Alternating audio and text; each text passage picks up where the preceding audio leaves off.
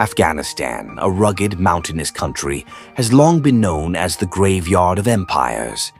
Britain failed to conquer it in the 19th century, and the Soviet Union withdrew in defeat in 1989. However, a major tragedy in 2001 brought Afghanistan back into the world spotlight. From a remote country, it suddenly became the center of global attention. The United States arrived with troops, weapons, and big promises to eradicate terrorism and bring democracy. But what happened was far from what was hoped. 20 years later, it all ended with the Taliban's return to power. How did this war happen? And why did the world's greatest military power ultimately fail on Afghan soil? September 11, 2001. Terrorist attacks rocked the United States.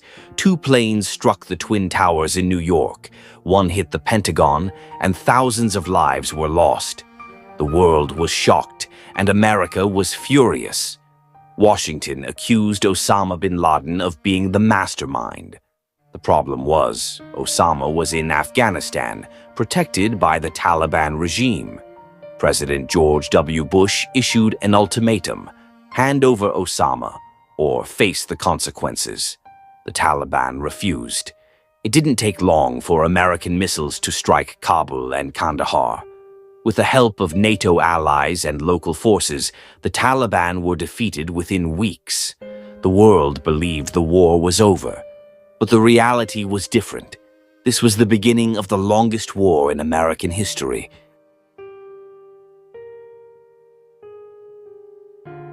After being defeated in the major cities, the Taliban did not disappear. They retreated to the countryside, mountain caves, and the Pakistani border region. From there, they developed a new strategy: guerrilla warfare.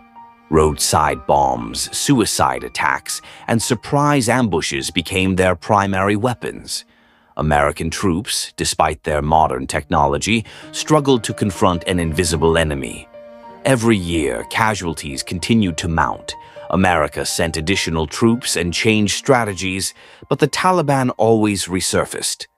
What should have been a quick war turned into a long-running quagmire that consumed time, money, and lives.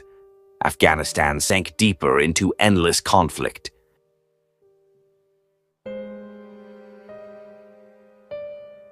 America tried to establish a democratic government in Kabul. Trillions of dollars were poured into infrastructure, education, and even training the national army. However, the results were far from expected. Corruption was rampant. Officials enriched themselves, development projects stalled, and the national army frequently fled the battlefield. The people lost trust in the government, which they considered merely a puppet of the West. Meanwhile, the people's suffering persisted. Bombs exploded in markets, schools, and hospitals. Children grew up with war as a daily companion. Women who had experienced freedom returned to living in fear. For them, both the Taliban and the Kabul government brought suffering. 2 decades later, America was finally exhausted. The trillion-dollar cost of the war, the deaths of thousands of soldiers, and political pressure at home forced Washington to seek a way out.